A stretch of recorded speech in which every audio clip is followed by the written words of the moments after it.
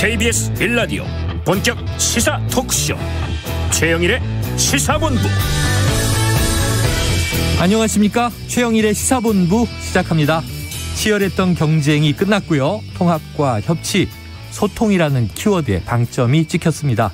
그리고 마무리해야 하는 현 정부와 또 미래 5년을 이끌어야 하는 미래 권력은 순조로운 인수인계를 약속했고요.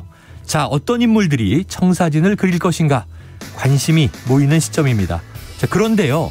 하필 이 과도기가 되는 와중에 북한은 ICBM 개발을 강력하게 시사하고 나섰습니다.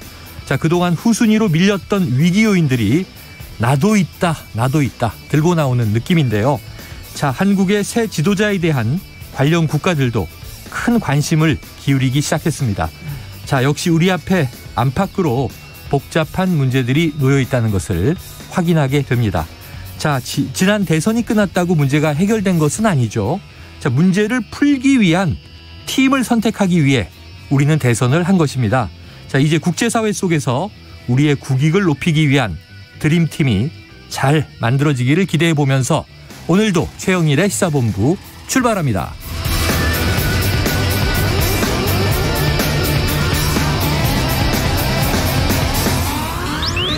네, 1부에는요. 핵심 뉴스를 한입에 정리해드리는 한입뉴스 만나실 수 있고요. 2부 10분 인터뷰. 자, 윤석열 당선인의 인수위 구상과 정계 개편 전망에 대해서 의제와 전략그룹 더모아의 윤태곤 정치분석실장을 모시고 이야기 나눠봅니다. 이어서 여론 오락관 몇 대 몇 그리고 스포츠본부도 준비되어 있습니다. 한입에 쏙 들어가는 뉴스와 찰떡궁합인 디저트송 신청 기다리고 있으니까요. 오늘 뉴스에 어울리는 노래가 있으면 문자 샵 9730으로 자유롭게 보내주세요. 오늘의 디저트송 선정되신 분께는 커피 쿠폰 보내드립니다. 짧은 문자 50원, 긴 문자 100원입니다. 최영일의 시사본부 한입뉴스. 네, 오늘의 한입뉴스 핵심 뉴스들을 정리해봅니다. 박정호 오마이뉴스 기자, 헬마우스 임경빈 작가 나오셨습니다. 어서 오세요. 안녕하세요. 네, 자, 이준석 대표가 양성이 나왔어요. 네, 신속 항원 검사를 받았는데요. 네네. 양성이 나와서요. 아이고, PCR 검사도 네. 받고 이제 결과를 봐야 될 것 같은데 양성일 가능성이 큽니다. 그래서 이게 또 어떤 나비 효과가 있냐면 파장이 있죠. 그렇습니다. 어제 윤석열 이 당선인과 네. 만났었어요. 이준석 대표가 만나서 밥도 도시락 오찬을 같이 하고 새벽부터 만나서 뭐 포옹도 하고 악수도 하고 만세도 하고 그랬는데. 네, 그래서 접촉이 있어가지고 이게 어떻게 좀 영향을 줄지. 네네. 오늘 일단 윤석열 당선인이 안철수 국민의당 대표와 오찬 회동을 하기로 했거든요. 맞아요. 특히 여기에 좀 관심이 모아졌던 게 앞으로 안철수 대표의 행보. 또 안철수 대표의 행보와 인수위원장 이 자리 인선 문제 이것도 네네. 좀 연관이 돼 있어가지고 윤석열 당선인 안철수 대표가 오늘 회동을 통해서 어느 정도 합의를 이뤄낼지 그래서 뭐 물론 물밑 접촉을 통해서 오늘 두 사람이 만나서 확정짓는 그런 자리일 걸로 보여지지만 어쨌든 오늘 회동 자리가 앞으로 이 새로운 정부의 구성이나 국민의당과의 합당 문제부터 해가지고 다 정치적 일정에 연관을 돼 있는 그런 자리였거든요. 그렇죠. 근데 이게 좀 연기가 됐습니다. 아이고, 네네. 네, 그래서 이런 파장이 또 어디까지 미칠지 좀 봐야겠어요. 야, 이게 딱 당선된 다음 날 이제 중요한 인수위 구상의 첫 자리였는데 어쩌면 네, 그렇습니다. 당 대표가 확진이 되면서 이게 좀 미뤄졌다 이런 소식입니다. 이게 이제 그렇지 않아도 여러 가지 이제 이야기들이 나오던 와중이라서 그럼요. 궁금했었는데 언론에서는 안철수 전 후보가 이제 유력하다라는 얘기도 나오는 언론도 있었긴 네네네. 한데 그 외에도 뭐 김병준 전 위원장이라든지 뭐 혹은 이제 권영세 전 사무총장이 부위원장 대신에 직접적으로 인수위원장에 들어갈 수도 있다. 뭐 이렇게 후보군이 여럿이 지금 나래비가 서 있었던 상황이어가지고. 네네네. 그중에서 뭐 최종 정리가 되려면 결국 이제 안철수 전 후보랑 정리가 돼야 되는 거니까 오늘 만나면 그래서 중요했던 건데 결국 이제 불발되는 바람에 네. 저희 같이 이제 비평하기 위해서 기다리고 있던 사람들 입장에서는 그래도 주말 동안 또 지켜봐야 되는 주말 동안 네, 이런 상황이 된 것 같고요. 그렇지 않아도 사실 이제 그 안철수 전 후보의 인수위원장 물망과 관련해가지고 오늘 좀 제가 주목을 했었던 거는 네. 오전에 있었던 권성동 의원의 KBS 최강시사 인터뷰였습니다. 무슨 얘기가 나왔어요? KBS 라디오 최강시사에 나와서 인터뷰를 했었던 내용 중에서 물론 이제 안철수 전 후보의 그 의중이 중요하다라고 전제를 하면서 얘기를 하면서도 안철수 후보보다는 이제 경제 전문가 쪽에 조금 더 무게를 실는 것 같은 발언을 했습니다. 뉘앙스가. 예, 만약에 안철수 위원장이 아니라 그런다면 제 생각에는 우리 후보께서 아무래도 경제 문제에 대해서 전문가가 아니니까 이를 보완해 줄 전문가 이런 분들을 인수위원장으로 모시는 거에 어떻겠느냐 이제 이런 식의 발언을 한 겁니다. 의견이 하나 나왔네요. 그러니까 이제 권성동 의원 같은 경우는 뭐 아시다시피 워낙에 그 장제원 당선인 비서실장과 함께 핵심 측근으로 꼽히고 있기 때문에 윤핵관인 게 자랑스럽다 이런 얘기도 하셨고. 그렇습니다. 하지만 지금은 윤멀관이다. 이제 선거 과정이 뭐 그런 얘기도 있고요. 네, 그래서 이제 혹시나 이제 인수위원장과 관련해서는 내부에서는 뭐 좀 다른 이야기들이 나오고 있는 거 아닌가라는 또 이제 관측을 또 해볼 수 있는. 그럼 다른 경제 전문가 그러면 누가 있을까요? 글쎄요. 경제 전문가들 뭐 지금 보면은 교수이 사회에 있는 경제학 교수들 그런 뭐 물망 오르는 얘기도 있는데 제가 봤을 때는 제일 중요한 건 안철수 대표의 의중일 것 같습니다. 네. 안철수 대표가 자 우리가 단일화하면서 약속한 게 있지 않냐. 이 공동정부 구성, 그러니까 인수위 구성부터 공동정부 구성까지 함께 협의하겠다 했단 말이죠. 네네. 근데 안철수 대표가 윤석열 후보가 당선인 생각하는 그 부분을 듣고 이건 아니다라고 한다면 과연 이게 그대로 갈 수 있겠느냐. 그래서 안철수 대표가 어떤 얘기할지 중요해 보이고요. 그래서 오늘 윤석열 당선인의 발언, 생각과 안철수 대표의 생각을 서로 공유하는 자리. 네. 물론 물밑 접촉은 있었겠지만은 그 확정지는 자리이기 때문에 중요했다는 것 같고 지금 안철수 대표 같은 경우는 단일화 선언하면서 뭐 국민통합정부 얘기도 했지만 자신의 행보에 대해서는 행정적 업무를 하지 못했다. 그래서 이걸 강조한 부분이 있어요. 행정 경험을 이 스펙을 보완하고 싶다 이런 느낌으로 들렸었죠 그때. 그러니까요. 그래서 그게 이제 크게 두 가지잖아요. 처음에 인수위원장, 그다음에 국무총리, 네. 그러니까 입각 같은 것들. 비교가 안 되는 거예요. 그렇습니다. 인수위원장은 2달 한시직인데. 그러니까 인수위원장 뭐 하고 뭐 내각에 갈 수도 있겠죠. 인수위원회로 뭔가 역할을 해야 그렇죠. 또 내각에 네. 들어가니까. 그러니까 이게 또 안철수 대표의 이런 개인적인 바람도 있겠지만 네. 또 보면은 국민의당. 그러니까 안철수 대표가 대표로 있는 국민의당 입장에서 봤을 때 인수위원회 지금 보면은 뭐 위원장 1명, 부위원장 1명, 인수위원 24명으로 구성이 되잖아요. 그 안에 국민의당 사람들이 또 얼마나 들어가느냐. 네. 정말 국민통합정부로서의 이름을 붙일 수 있을 만한 인수위 그런 구성이 되느냐. 이건 또 안철수 대표가 어떻게 하냐에 따라 다르거든요. 그래요. 이런 것까지 다 이제 연관이 돼 있기 때문에 이 문제를 어떻게 풀어나갈지 어떻게 보면 첫 번째 관문이라고 생각을 해요. 그러니까 약속했던 것들을 지키느냐 안 지키느냐 또 불협화음 없이 정말 국민통합정부로 갈 수가 있느냐 없느냐 이런 관건이 오늘 달려 있었기 때문에 오차는 뭐 취소가 됐지만은 논의는 계속 이어갈 거기 때문에 그렇겠죠. 결과 좀 봐야겠습니다. 네네. 사실 이제 말씀하신 것처럼 인수위원장 자리가 그래서 중요한 게 뭐 지금은 많이 잊혀진 이름이 됐지만 박근혜 인수위 시절에 인수위원장을 맡았던 김용준 전 인수위원장이 있습니다. 네네네. 그분도 이제 곧바로 박근혜 정부의 초대 국무총리로 지명을 받았었던 전례가 있기 때문에 이번에 안철수 대표가 만약에 이제 인수위원장으로 지명을 받게 되면 그것도 역시 마찬가지로 연결선상에서 생각을 해볼 수가 있을 것 같고요. 네. 참고로 오늘 이제 추가로 인선이 된 게 국민의힘 김은혜 의원을 당선인 대변인으로 임명을 한 게 있었습니다. 공보단장으로 정말 방송에서 활약을 많이 했는데. 맹활약을 했었고요. 이제 국회 국토교통위 소속이었기 때문에 소위 말하는 이제 대장동 스나이퍼로 이제 활약을 하기도 했었고요. 대장동 저격수. 네, 뭐 이런 것들에 이제 힘입어서 오늘은 당선인 대변인으로 임명이 됐습니다. 그래서 어제 당선인 비서실장의 장제원 의원, 오늘 이제 대변인의 김은혜 의원 이렇게 이제 하나씩 자리를 채워가고 있는 형국입니다. 그래서 지금 말씀하신 대로 제일 중요한 건 인수위 구성. 인수위원장은 누구냐? 오늘 안철수 대표와의 이제 오찬회동이 좀 취소된 안타까운 대목이 있었는데 뭐 하지만 계속 이건 이제 보도가 나오게 될 겁니다. 오늘이 이제 이 D-Day 우리 대선을 계속 D 마이너스 얼마 이렇게 D 플러스 2잖아요. 네. 예, 이제 개표하고 다음 날이기 때문에 하지만 이제 차기 정부가 어떻게 구성될 것인가 이건 국민들의 또 이제 초미의 관심사고 당선인이 결정됐고요. 자, 권영세 그러니까 지금 선대본 총괄위원장 인수위 부위원장 내정 보도는 부인한 것 같아요. 부인은 하고 있는데, 그러니까 권영세 사무총장은 네. 좀 쉬고 싶다라고 얘기를 했어요. 아, 선거 힘들죠, 선거. 그렇죠. 쉬고 싶으면 저희도 쉬고 싶어요. 다들 마찬가지실 것 같은데. 뭐 다 쉬고 싶다고 난리야. 쉬세요.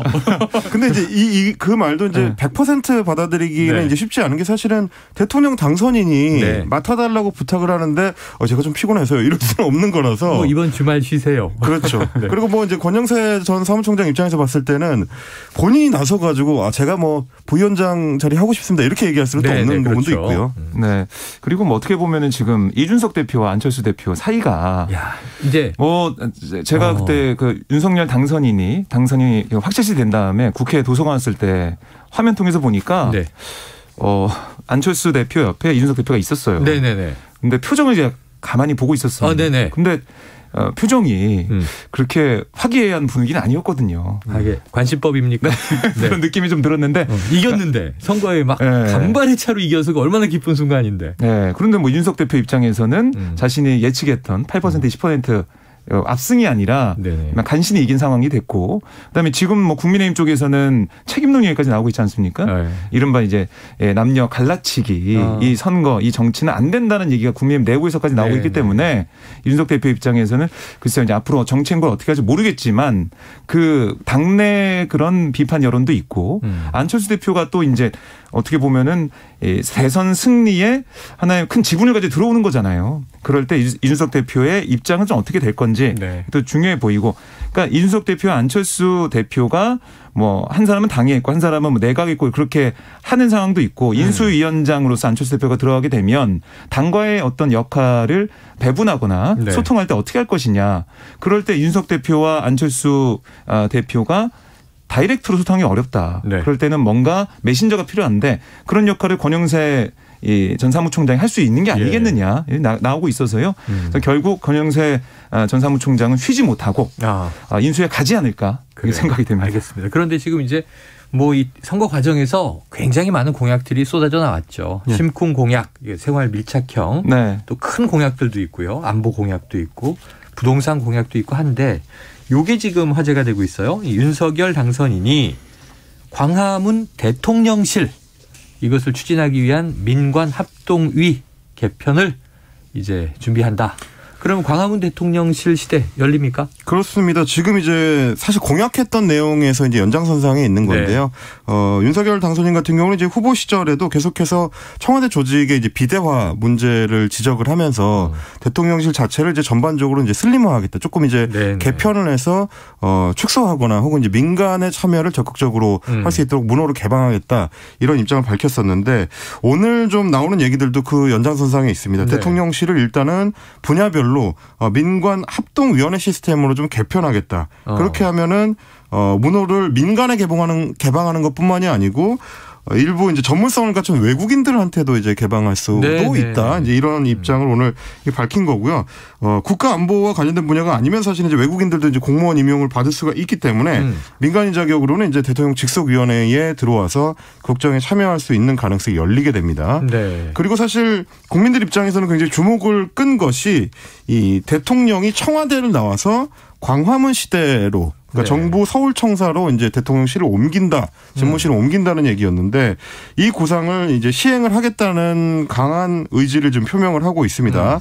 어제 윤석열 당선인하고 유영민 대통령 비서실장 그리고 이철희 정무수석이 만난 자리에서도 난 가지고 인사하러 갔다가, 그렇습니다. 그 자리에서도 정부 서울청사로 나와서 이제 근무를 하겠다는 의지를 밝혔는데, 이철희 수석 같은 경우는 사실 문재인 정부에서도 초반에 그 방안을 검토를 해서 구체적으로 설계까지 준비를 하다가 경호상의 문제로 이제 안 됐던 적이 있다. 경호상의 문제, 또 서울종합청사에 출퇴근하는 일반 공무원들에게 지대한 피해를 줄 수 있다. 그렇습니다. 국민들한테도 이제 불편을 줄 수 있고요. 그 바로 앞이 또 광화문 광장이기 때문에 여러 이제 어려움들이 있었다라고 했는데, 그럼에도 불구하고 당선인의 의지가 지금 굉장히 강한 상황입니다. 그래서 관련해서 박 기자님, 오늘 오전에 지금 전해철 행안부 장관을 만났네요. 네, 그렇습니다. 이 얘기를 또 논의했습니까? 그러니까 그 논의하기 위해서 만난다는 얘기 있었거든요. 그래서 당연히 논의가 됐을 것 같고요. 그러니까 이 광화문 시대, 그러니까 윤석열 당선인이 여기에 좀 집중하고 있는 그 부분이 뭐냐면 그동안 대통령들이 보여왔던 좀 어떻게 보면은 청와대가 거리상으로 좀 멀리 떨어져 있잖아요. 그리고 이제 왜냐 산에 갇혀 있는 그렇습니다. 느낌이라 늘 구중궁궐 이런 표현 많이 썼죠. 그래서 일반 시민들과 소통하기 좀 어렵고 민심하고 동떨어질 수밖에 없는데 그런 지금까지의 그런 대통령과 달리 국민과 소통하는 모습. 그러니까 소통을 기자들과 기자응답도 많이 하고 만난다고 했지만은 결국 거리도 좀 가깝게 내려오면서 국민들과 함께하겠다. 그런 얘기를 윤석열 당선이 해왔고 그리고 이제 정치 신인 아니겠습니까? 정치를 안 해왔던 사람으로서 또 어떻게 보면 더 가까이 갈 수가 있다. 이런 생각을 하는 것 같아요. 전해철 장관과도 아마 이 문제를 좀 논의하면서 여러 가지 뭐 경호 문제라든가 아니면 장소 문제라든가 여러 가지 얘기를 할 것 같습니다. 이걸 통해서 약속이 좀 지켜질지 우선 봐야 될 것 같고 특히 제일 중요한 경호 문제니까요. 어떻게 풀지 봐야겠습니다. 지켜보지요. 상징적인 의미가 있겠다 싶습니다. 자, 이 와중에 보니까 어제는 문재인 대통령하고 첫 통화. 바이든 미국 대통령하고 이어서 통화. 오늘은 또 기시다 일본 총리와 통화했다는 소식도 나와 있습니다. 외교 문제 중요한데. 자, 시간 관계상 이제 민주당 한번 들여다보겠습니다. 지금 어제 지도부가 총사퇴를 했어요. 그리고 윤호중 원내대표가 비대위원장을 맡았는데 자, 어떻게 좀 정리되고 있습니까? 네, 뭐 어제 이제 송영길 대표를 비롯한 지도부가 오후에 기자회견을 짧게 열고 책임을 지고 물러나겠다 이렇게 얘기를 했는데요. 투표로 보여준 국민의 선택 존중하고 결과를 겸허히 받아들인다. 라고 얘기하면서 윤호중 비상대책위원회 체제로 전환이 되는 그런 모습이 됐습니다.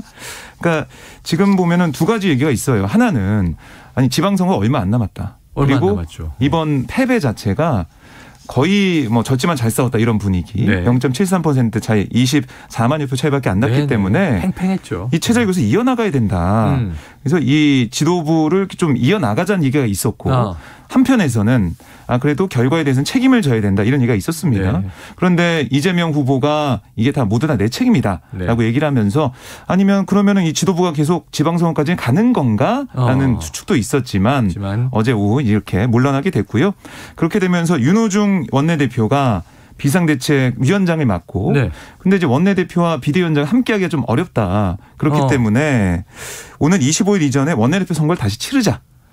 윤호중 원내대표는 새로 선출하고. 그렇습니다.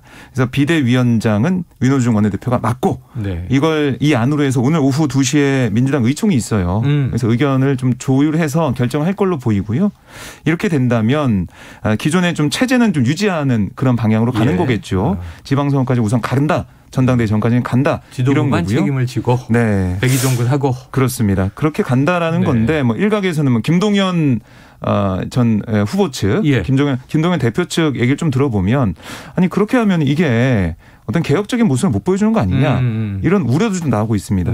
기존 체계가 연장되는 것은 국민들이 볼 때 좋아 보이지 않고 정치개혁이란 입장에서도 이게 좋은 수가 아니다 이런 얘기는 또 나오고 있습니다. 이게 이제 사실 윤호중 원내대표가 그러니까 당 지도부가 사퇴를 했기 때문에 원내 지도부가 이제 뭐 비대 체제를 이어받게 되는 거는 시스템상으로도 원래 이제 자연스럽습니다. 근데 원래 그렇게 비대위 체제로 전환이 될 때는 실제 비대위원장, 그러니까 책임을 갖고 개혁을 추진할 비대위원장을 모셔오기 위한 비대위거든요. 원내 지도부가 맡을 때는 그때는 이제 윤호중 원내대표가 이제 비대위원장을 겸직을 하면서 외부에서 이제 비대위원장을 모셔오거나 내부에 이제 고문급의 이 중진급의 원로를 이제 비대위원장으로 위촉하는 이 준비 작업을 하고 빠지게 되는 건데 이번에 윤호중 비대위원장 체제로 이제 완전 전환을 하면서 그냥 원내대표를 새로 뽑자. 이렇게 결정을 한 거거든요. 그러면은 이게 뭐 외부에서 또 누군가 모셔오는 임시 이제 그 비대위원장은 아니다. 체제를 가지 않는다. 근데 그 의미는 이런 겁니다. 일단은 지방선거가 3개월밖에 안 남았기 때문에 그동안에 뭐 비대위원장을 누구를 모셔올지 그분이 적합한지 아닌지 그걸 얘기하다 보면 또 당내에서는 불만이 있는 쪽이 있고 좋아하는 쪽이 있고 뭐 이런 옥신각신 그러다 보면 또 이제 뭐 선거를 왜 졌느냐 이런 얘기로 또 나오게 되거든요. 서로 이제 책임 공방하고 그런 과정을 거치게 되면은 당 혼란이 가중될 수가 있기 때문에 선거를 앞두고는 좀 안정적으로 가자. 이제 이런 결정을 한 것 같습니다. 이긴 쪽은 집권 준비를 하기 위해서 인수위부터 인선을 막 해야 되고 또 패배한 쪽은 지도부가 책임지고 총사퇴했기 때문에 지방선거를 준비하면서 어떻게 당을 쇄신할 것이냐 정치개혁할 것이냐 숙제가 양쪽 다 큽니다. 이거 나눌 얘기가 많아서요. 먼저 지금 12시 40분을 향해 가고 있는데 점심시간에 교통 상황을 알아보고 오겠습니다. 교통정보센터의 김민희 리포터 나와주세요. 네, 금요일인 만큼 낮 시간 교통량이 많겠는데요. 점심시간에 접어들면서 지금 도로 지나기는 수월해져 가는 곳들이 많습니다. 중부 내륙고속도로 창원 쪽으로 여주분기점 부근에서는 사고가 났는데요. 2차로를 막고 처리 작업을 하고 있는 만큼 주의해서 지나셔야겠습니다. 평택 제천고속도로 평택 쪽으로 송탄 부근 3차로에서는 낙하물을 처리하고 있습니다. 경부고속도로 부산 쪽으로는 한남부터 서초 사이와 또 신갈분기점에서 수원 사이로 정체입니다. 이후 금강 부근에서는 작업 여파받아 차량들 더디게 지나고요. 반대 서울 방면으로는 먼저 수원 부근으로 정체입니다. 이후 한남 부근 1차로에서도 사고가 나면서 뒤로 양재 부근부터 정체 매우 심합니다. KBS 교통정보센터였습니다.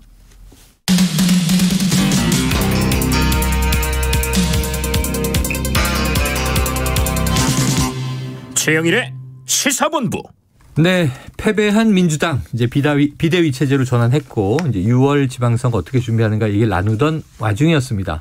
자, 그런데 바로 이제 어제 새벽이죠. 뭐 사실상 안타깝게 분패한 이재명 전 후보.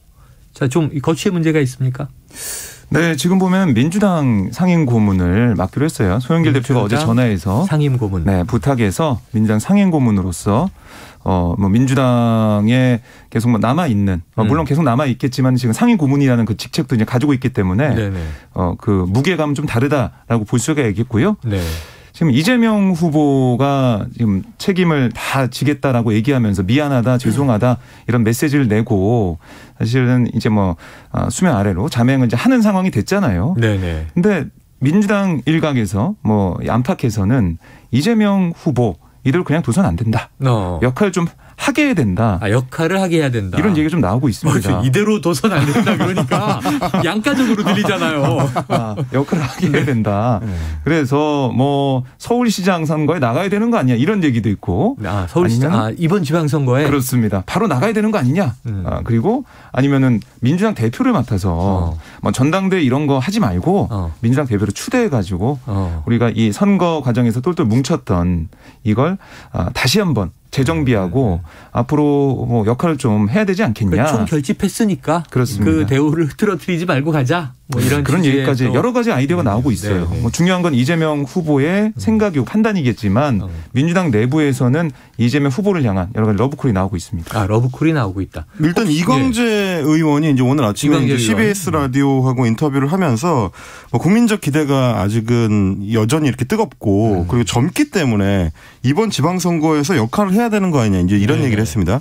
그러니까 구체적으로 어떤 역할을 해야 된다까지 얘기하진 않았는데 그러니까 보통의 경우에는 대통령 선거에서 패배한 후보들은 나중에 복귀를 하든 안 하든 일단 당분간은 이제 자명하는 식으로 갔었는데 일정 기간은 이제 좀 이 현장에서 떨어져 있죠. 그렇습니다. 이제 전국의 키를 당연히 이제 대통령 당선인이 쥐게 되기 때문에 패자는 일단 무대에서 물러나게 되는 건데 지금 이제 민주당 내에서 요청하고 있는 거는 사실상 거의 곧바로 어떤 역할을 해달라는 거기 때문에 이제 손혜원 전 의원 같은 경우는 서울시장에 출마해가지고 오세훈 시장과 이제 맞서서 일종의 그 방어선을 구축해야 되는 거 아니냐. 그러니까 호흡은 정말 짧은 건데. 왜냐하면 경기도지사 그만두고 대선 도전했고 대선에서 정말 양대 진영이 총집결해서 정말 근소한 차이로 패배했는데 바로 다음에 이어지는 지방선거에 서울시장 후보로 나온다. 물론 다 그렇게 현실성이 높은 얘기는 아닙니다. 일단 아이디어들인 거죠. 네, 말씀하신 것처럼 만약에 대표로 나서게 된다면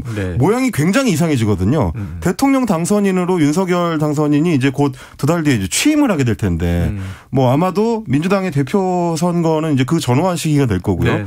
그렇게 되면 지난 대선의 대결 구도가 고스란히 옮겨와가지고 대통령으로 취임한 신임 대통령과 바로 직전에 대선에서 대결했던 이재명 대표가 제1야당의 대표로 맞붙는 형상이 될 수가 있기 때문에 과연 그게 이제 정치적으로 옳은 건지 혹은 이제 그게 국민적으로 용납이 가능할지 혹은 이재명 전 후보의 어떤 정치적 미래를 위해 그게 올바를지 여러 가지로 봤을 때 그렇게 이제 현실성이 높아져 보이지는 않습니다. 보통 두 가지가 있는데 아까 우리가 이제 집권에 성공한 국민의힘 얘기할 때도 자, 이준석 대표가 선거 과정에서 이제 구사했던 이대남 2030 남성에 대한 표심 구애 이게 또 이제 그 반발도 있었기 때문에 책임론이 있다 이런 얘기를 했는데 지금 이재명 후보는 어쨌든 이제 또 패배한 지금 집권 여당에서 야당으로 전환되는 그 선봉에서 뜬 이제 대표 선수예요. 책임론은 없어요, 당내? 당내 책임론 글쎄요. 이게 책임론이 크게 이제 불거지기는 어려운 상황인 것 같아요. 네네. 왜냐하면 기본적인 분위기가 민주당 의원들 얘기 들어보고 하면 이재명 후보가 아니었으면 이 정도까지로 못 왔다. 이런 얘기 많이 하거든요. 그러니까 이재명 후보의 개인기 또 그동안 보여줬던 여러 가지 추진력이나 그동안 해왔던 정책 이런 것 때문에 이만큼 표를 좀 얻은 거다. 그래서 앞으로 제일 중요한 것은 민주당의 개혁이고 민주당이 180석을 가지고 한 게 뭐냐 이런 얘기 계속 나오잖아요. 그러니까 그걸 국민들한테 우리가 의석수가 이만큼 있어서 이런 정책을 이런 민생을 책임집니다. 이거 앞으로 이제 남아있는 기간 동안 얼마나 더 보여줄 것이냐. 바로 2년 뒤에 또 총선이 있잖아요. 네네. 그 안에까지 뭐 지방선거도 3개월 뒤에 있지만 그건 뭐 어떻게 될지 모르겠고 5월 10일에 이 윤석열 대통령이 취임을 하고 6월 1일이 지방선거더라고요. 그렇습니다. 얼마 안 남았어요. 그래서 지방선거도 좀 어렵다라고 민주당에서는 보고 있긴 한데 그래서 이재명 후보 얘기는 나온 거겠죠. 그런데 민주당이 개혁을 어떻게 할 수 있을지 근데 그 개혁 과정에서 이재명 후보의 역할이 필요할 것이다. 이런 얘기 나오고 있고요. 제 생각에는 이재명 후보가 당장 지방선거에 나오기는 좀 어려워 보이고요. 현실성이 있는 것은 2년 뒤에 총선 여기서 출마를 통해서 중앙정치에 진출한다. 의정활동을 경험하고 그다음에 그 이후에 당대표 이걸 통해서 민주당의 개혁을 또 지휘해 나간다면 이런 것들이 어떤 평가를 받지 않을까 생각이 듭니다. 박정호 기자님 말씀하신 시나리오는 2012년 대선에 패배한 당시 문재인 후보가 그대로 갔던 코스예요. 그래서 이제 국회로 진출을 해서 배지를 달고 국회의원 초선이 되고 그렇습니다. 그리고 당권을 잡고 당대표가 되고 그때 당내에서 치열했던 격돌이 당권 대권을 다 가질 수 있느냐. 맞습니다. 당권 대권 분리론이 있어서 그 충돌이 결국 나중에 이제 안철수 의원 등 이 분당파들이 국민의 당을 만들어서 나가는 계기가 됐던 기억이 있는데 역사가 자꾸 반복됩니다. 어떤 길을 민주당이 가게 될지 패배 이후에 지금 쇄신, 개혁 이런 방향을 봐야 되겠고요. 또 이제 승리한 쪽이나 실패한 쪽이나 내부 분란이 나면 힘들어져요. 한번 이제 어떤 이제 그 이슈들이 있는지 지켜보겠습니다. 자, 그리고요 또 정당이 또 있습니다. 정의당이 있죠. 정의당 심상정 후보 2%대 지지율을 얻었는데 자, 밤새 후원금이 엄청나게 쏟아졌다. 이거 무슨 얘기예요? 그러니까 선거날 출구조사 발표한 시점부터 후원금이 막 쏟아져 와가지고요. 소액 후원금 위주로 12억 원의 후원금이 모였다고 해요. 이게 한 명이 쾌척한 게 아니라 그렇습니다. 소액 후원금이 밤새 하루 동안 12억. 사실 이 심상정 후보가 2.37% 낮은 득표율을 좀 보였잖아요. 그렇습니다. 그렇게 되면 유효 득표수의 10% 이상을 얻지 못했기 때문에 선거 비용을 하나도 보전받지 못합니다. 이런 좀 안타까운 상황. 또 정의당을 좀 후원하기 위한 힘내라라는 응원의 의미에서 지지자들이 후원금을 좀 많이 보내준 것 같고 심상정 후보도 어제 선대본부 해단식에서 정말 감사드린다라고 얘기를 하면서 그동안 이 저조한 성적표 이거는 저 심상정의 책임이다. 미안하고 미안하다. 이 저의 책임은 앞으로 백의종군하면서 두고두고 갚아 나가겠다. 이렇게 얘기를 했습니다. 자, 임 작가님 짧게 정의당은 어떻게 가야 됩니까? 이번에 이제 후원금을 보내주신 분들이 대부분 아마도 선거가 워낙에 박빙 그 양강구도로 가다 보니까 원래는 이제 심상정 후보나 혹은 이제 정의당 쪽에 이제 기울어져 있던 분들도 전략적 투표로 이제 1번을 투표하신 분들이 상당히 섞여 있었을 겁니다. 이제 그분들이 결국 최종적으로는 정의당을 선택할 수 없었던 지점, 그 이유와 찍었지만 그렇습니다. 그런 부분에 대해서 오히려 정의당이 조금 반성해야 될 대목이 있을 거예요. 왜 그러냐면 단순히 이게 양강구도였기 때문에 정의당이 손해만 봤다라고 이야기하기엔 이 선거가 진행되는 과정에서 어떤 진보 정당의 정체성이나 선명성 그리고 어떤 존재 이유에 대해서 충분히 설득을 했었는지 이 부분에 대해서 이제 의문을 가지는 분들이 많기 그런 때문에 마음들이 있다. 그렇습니다. 그 부분들을 좀 이제 고민할 필요가 있을 것 같습니다. 임 작가 얼마 보냈어요? 그건 비밀입니다. 그거는 이제 비밀이고요. 12억. 자, 이제는 지방선거가 또 코앞으로 다가와 있습니다. 이 출마 러시인데요. 사실 엊그제 5개 군데 재보선 지역이 있었는데 국회의원 뭐 사실 4개를 국민의힘이 가져갔어요. 근데 사실 뭐 하나는 무소속이지만 대구도 무소속이지만 국민의힘 인사고. 그렇습니다. 자, 이 지방선거 홍준표 의원이 대구시장 출마 선언했어요? 사실상 선언했다고 보시면 되겠는데요. 사실상. 네, 자신의 온라인 플랫폼 청년의 꿈에 글을 올렸습니다. 네. 뭐라고 썼냐면 중앙 정치는 윤석열 당선자에게 맡기고 저는 하방을 하고자 한다. 대한민국 리모델링 꿈이 좌절된 지금 제가 할 일은 나를 키워준 대구부터 리모델링 하는 게 맞다는 생각에서 하방을 결심하게 됐다. 네. 10년 전 경남지사로 하방할 때보다 한결 마음이 편한 느낌이다. 이렇게 얘기를 했어요. 왜 편할까요? 지금 이제 정권 교체가 됐으니까 거기에 대한 이제. 편안함. 중앙 정치는 이제 됐다. 집권에 성공했고. 그렇습니다. 그럼 이제 지방을 입장입니다. 개혁한다. 네. 그리고 사실 홍준표 의원이 대구시장으로 출마를 고민한다는 얘기는 이미 이제 경선 끝난 이후부터 네네네. 경선에서 패배한 이후부터 이제 지속적으로 나왔었던 얘기고 이제 본 선거를 치르는 중간에는 소위 이제 원팀 기조로 이제 합치기 위해서 네. 합의를 하는 과정에서 윤석열 후보 측하고 관련된 얘기를 나눴다는 게 나중에 이제 알려지면서 논란이 되기도 했었습니다. 네. 이 부분을 생각했을 때는 이제 자연스럽게 이게 이어지는 흐름인 것 같고요.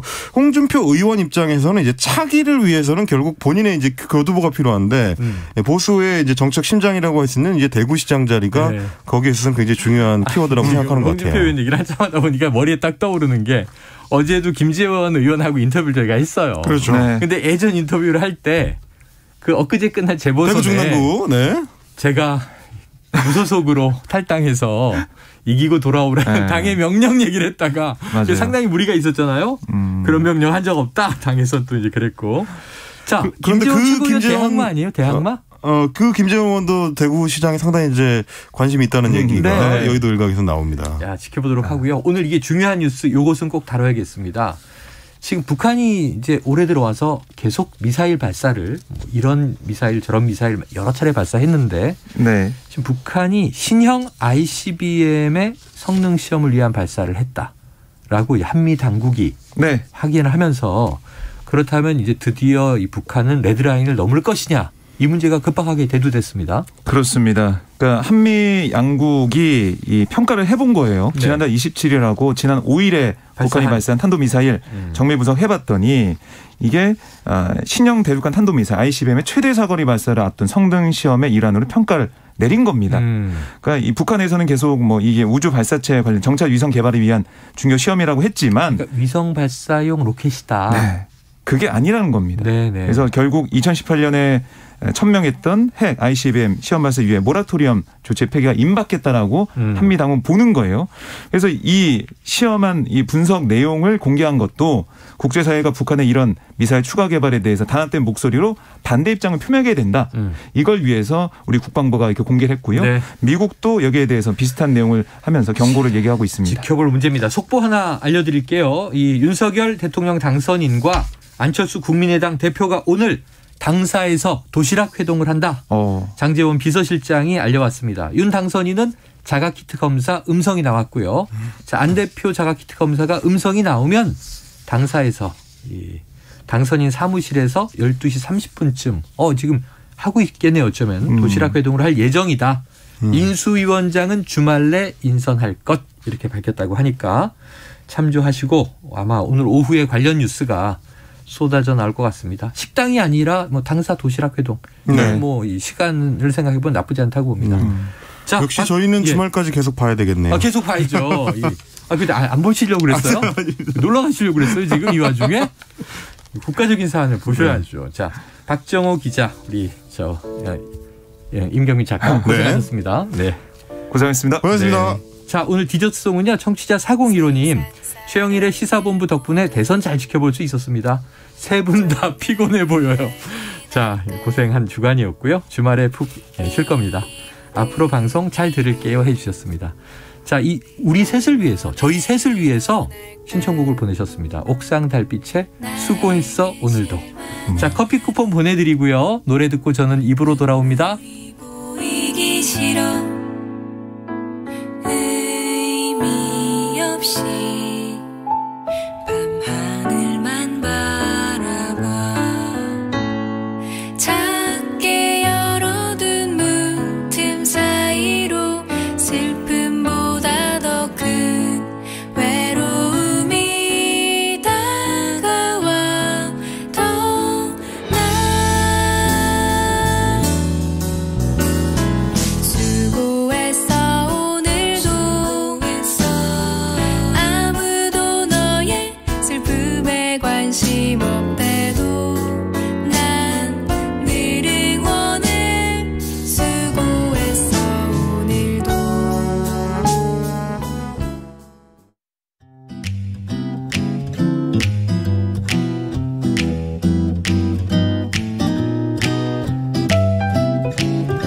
안녕하세요.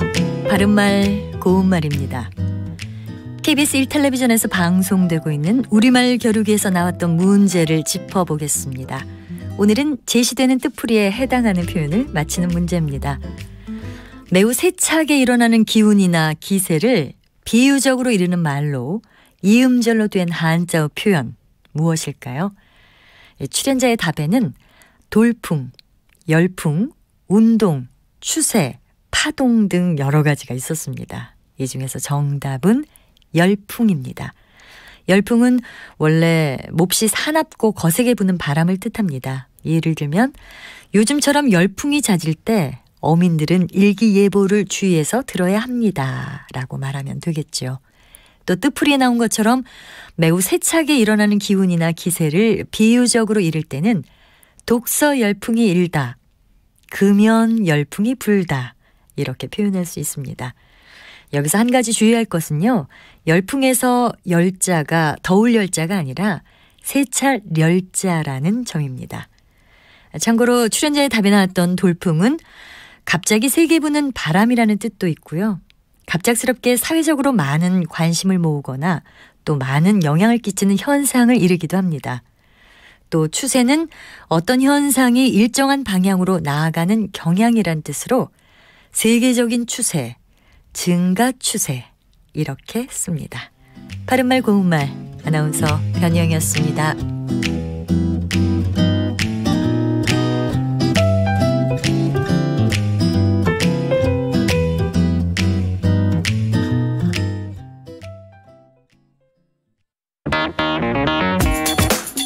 시사는 뜨겁다.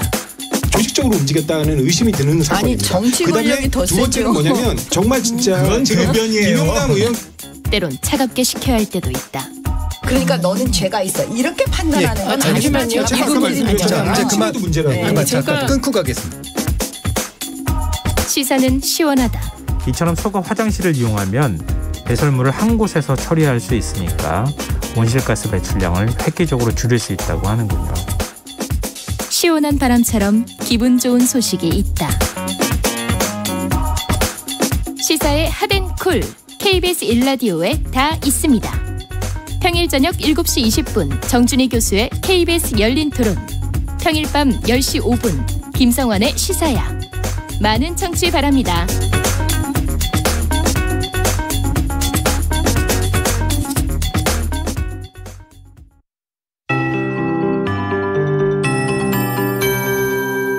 KBS 58분 날씨.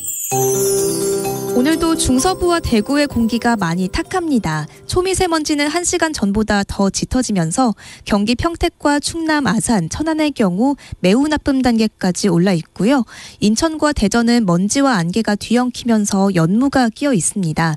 내일도 수도권과 충청권은 먼지가 계속 쌓여갈 전망이라 호흡기 건강 잘 챙겨주셔야겠습니다. 대부분 지역에 구름이 많은데요. 오늘 한낮 기온 서울이 18도, 대전, 부산 17도, 강릉, 광주 20도 안팎까지 오르지만 볕이 강하게 들진 않겠습니다.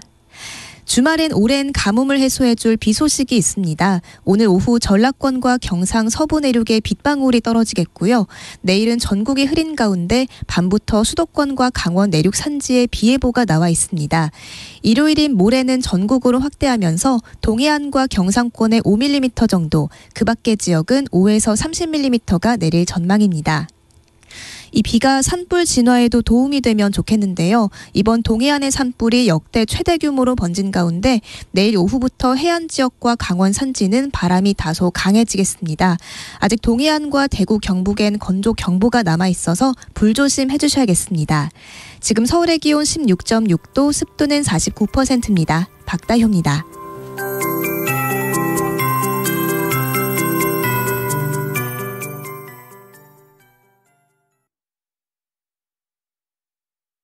정성을 다하는 국민의 방송 KBS가 한시를 알려드립니다. AM 711kHz, FM 97.3MHz, KBS 1라디오입니다. HLKA.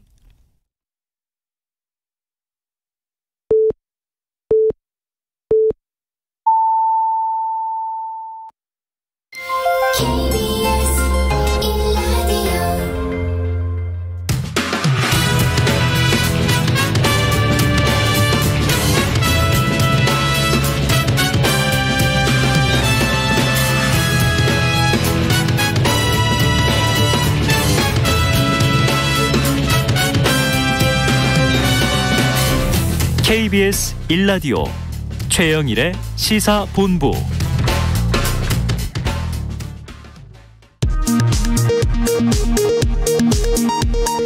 이 시각 라디오 정보센터 뉴스입니다.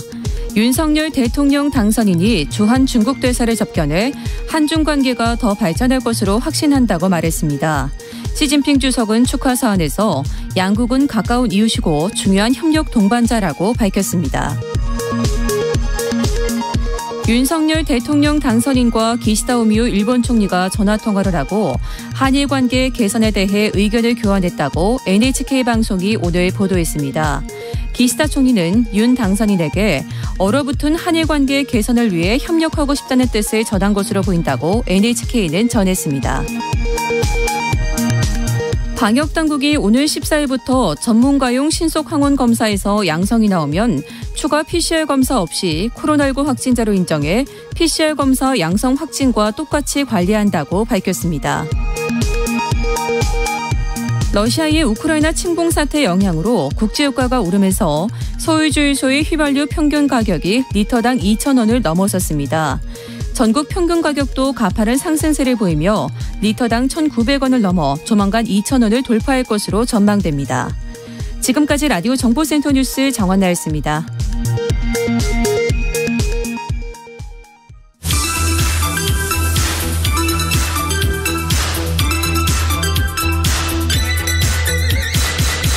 민심은 데이터에 있다. 숫자로 보는 민심. 여론 오락관 몇 대 몇 시작해보죠. 자, 오늘도 이은영 휴먼앤데이터 소장님, 배종찬 인사이트K 연구소장님 나오셨습니다. 어서 오세요. 네, 안녕하세요. 안녕하십니까. 네, 좀 남성팀 화이팅. 아, 여전히. 네. 네네. 아, 이번에 우리 확인했잖아요. 열심히 제일 중요하다는 거. 열심히 제일 중요하다. 역시 열심이야. 그동안 해왔던 예견이 맞았더라. 열심이야. 네. 백문이 불여 열심. 지금 조만간 저희 제작진은 두 분이 그동안 남발했던 예언을 검증해서 종합 성적표를 발표한 후에 이 코너의 이제 존폐 여부를 결정하도록 하겠습니다. 네. 아니, 최영일 진행자가 더 남발했잖아요. 그건 그래. 죄송해요. 네. 많이 맞췄는데 뭐 어쨌든 결과는 나왔습니다. 근데 중요한 거는 이 없어질 수가 없는 게 또 선거가 다가와요. 또 선거가. 네. 이번 후보가 훨씬 더 많아. 맞습니다. 네. 제일 많아요. 예. 네. 그렇죠. 3대 주요 선거 중에 제일 많죠. 제일 많습니다. 대통령은 1명 뽑고, 그렇죠. 국회의원은 300명 뽑고, 지방선거 몇 명 뽑아요? 한 6천여 명? 어이구야. 제일 많죠. 네. 그러니까 이제 광역지자체장뿐 아니라 뭐 시도의원, 기초자치단체장뿐 아니라 또 이제 광역의원, 기초의원 6천여 명. 후보는 몇 명이에요?